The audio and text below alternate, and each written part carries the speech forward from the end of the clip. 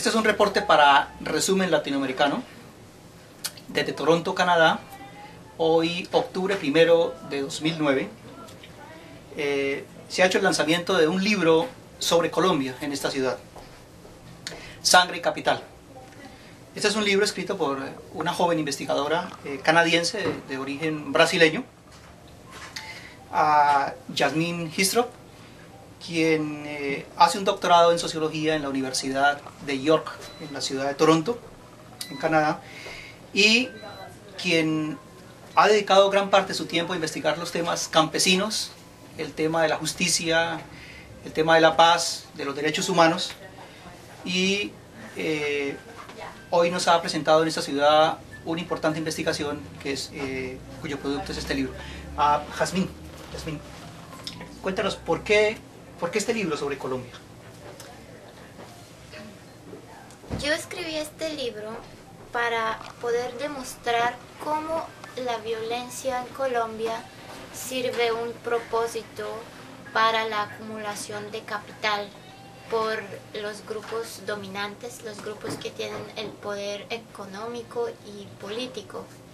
Y entonces, ¿cuáles son las consecuencias de esa violencia? Como el desplazamiento, varias formas de violaciones de derechos humanos, empobrecimiento de la clase obrera y muchas otras consecuencias.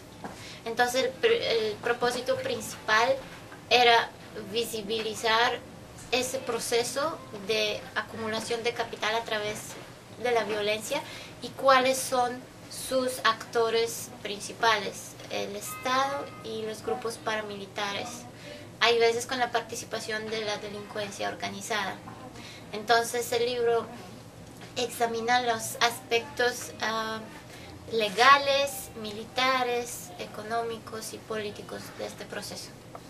A propósito de los grupos paramilitares, que es, entiendo que es el eje central de este trabajo de investigación, el gobierno de Colombia ha estado inmerso en una negociación con los escuadrones de la muerte, comúnmente conocidos como Autodefensas de Colombia o grupos paramilitares. ¿Qué opinión tienes de esta negociación que se ha realizado entre el gobierno y los escuadrones de la muerte en Colombia? Sí, yo opino que todo este proceso fue una farsa, una de las muchas farsas que han ocurrido en la historia de Colombia. Parte de los muchos juegos que se han presentado en los últimos 40 años entre el Estado y los paramilitares. Por un lado, por ejemplo, legalizando los grupos paramilitares, por el otro lado diciendo que son grupos terroristas y los persiguen, por un lado dándoles impunidad, básicamente dejando los criminales impunes, y por el otro lado hablando de justicia. Entonces este es apenas una fase en un largo proceso histórico donde hacen el público creer que se está poniendo un fin al fenómeno del paramilitarismo, pero en verdad eso no es cierto, es apenas una etapa en la evolución del paramilitarismo. Entonces estas últimas tal llamadas negociaciones realmente no eran unas negociaciones entre dos grupos, no eran negociaciones de paz, porque el Estado y los paramilitares nunca han estado en guerra uno contra el otro, sino que eso fue una conversación entre un sistema, una conversación interna entre las diferentes partes de un sistema. Ahora en Colombia se produce mucha propaganda haciendo a la gente creer que ya no existen grupos paramilitares, que ya después de la desmovilización el Estado logró erradicar el fenómeno del paramilitarismo. Entonces, ¿cómo se explica toda esa violencia cometida por la derecha?